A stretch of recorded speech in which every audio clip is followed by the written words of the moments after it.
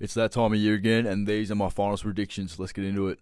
G'day guys, ET back here with another video. Now, Thursday night, Crows versus Pies. Last time they met, it was a 3-point game in Adelaide. Crows won that one.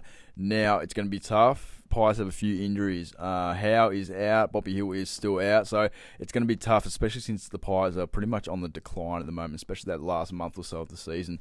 They don't really look like a top 8 team at the moment. Now, they're still going to be competitive, obviously, but yeah, it's going to be a tough call. Now, last time they met was only in round 23, so it was only a couple of weeks ago. Now, I think it's going to be competitive the whole way through. Maybe the last quarter, the halfway point of the last quarter, the Pies are going to drop off, and I take the Crows by a maximum of 2 goals, but I still think it's going to be a close, entertaining game the whole way through. Next up on the Friday night, we have Geelong versus Brisbane at the MCG. Now, this is the preliminary final from last season, which we know was an absolute classic, one of the best of all times. Now, last time they met, round 15, Brisbane beat Geelong by 41 in Geelong. Now, the thing is with the Cats, right, everyone has them as one of the premiership favourites. I think that's completely wrong. They have not versed any tough competition, especially in recent times. Geelong's last game against the top 8 opponent was the Giants in round 18. They lost that by 26 points. And their last win against a top 8 opponent was in round 13 versus the Suns. And before that, their last one before that Suns game was round 8 against Collingwood. They only won by 3 points. So really, they haven't had any top 8 competition, and at least not any top 8 competition that they won against. This season, Geelong have only won 5 games against top 8 opponents. Yes, they beat teams like the Dogs and the Swans, but really, the fixture's been too easy for them this year. I don't think they're going to be battle-tested going into this game. Yes, they're going to be competitive, obviously. It's the Cats at the G.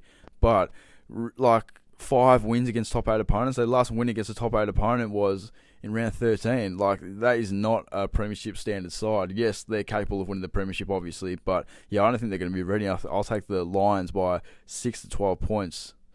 Next up on the Saturday afternoon, we have Hawthorn versus GWS. Now, the last time these two teams versed was round 3. The Hawks got up by 12 in a very windy, a very bad weather sort of game.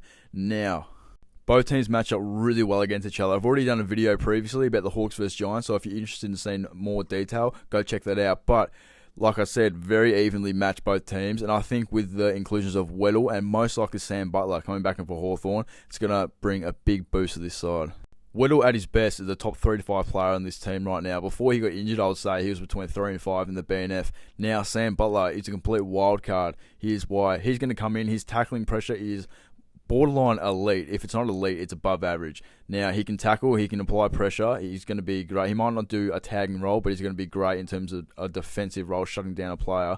And I think just the extra midfielder is going to give everyone fresher legs, especially going into that second half, and it's going to make the whole team lift. Because Hawthorn really aren't used to playing with that extra midfielder. We're sort of been playing a midfielder down than what we usually would. So, yeah, I think this is going to be a massive boost, and it's super underrated going into this game.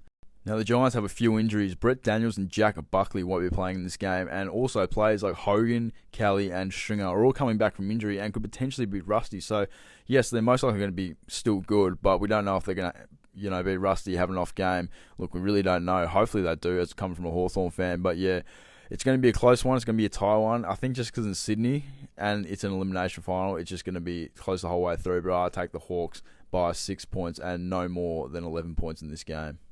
Next up, and I think this is going to be a really entertaining game. People are really underrating this matchup. Freo versus Gold Coast. Now, the last time they versed was round 12, and Freo got up in Gold Coast by 11 points. It's a very fun and exciting midfield matchup. We have Anderson and Rao versus Sarong and Brayshaw.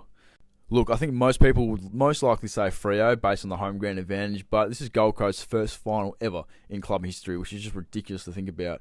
And yeah, they have nothing to lose. This is essentially a grand final for them. It's literally the biggest game in their club history, and it's not even an exaggeration.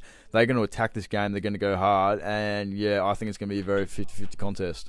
Now, my final prediction, this is going to be a hot take, but I'm going with a draw going into overtime. And I predict if that doesn't happen, there's going to be a shot after the siren to either win or tie the game. Now, obviously, that's a major hot take, but these two teams are just so even right now. I think it's going to be one of the most underrated games in AFL finals history. So stay tuned and definitely check that one out. Thank you for watching. Now, during these finals, I'm going to be posting predictions, matchups, reviews, basically everything to do with the finals. So if you're interested in seeing that, subscribe, and thank you for watching.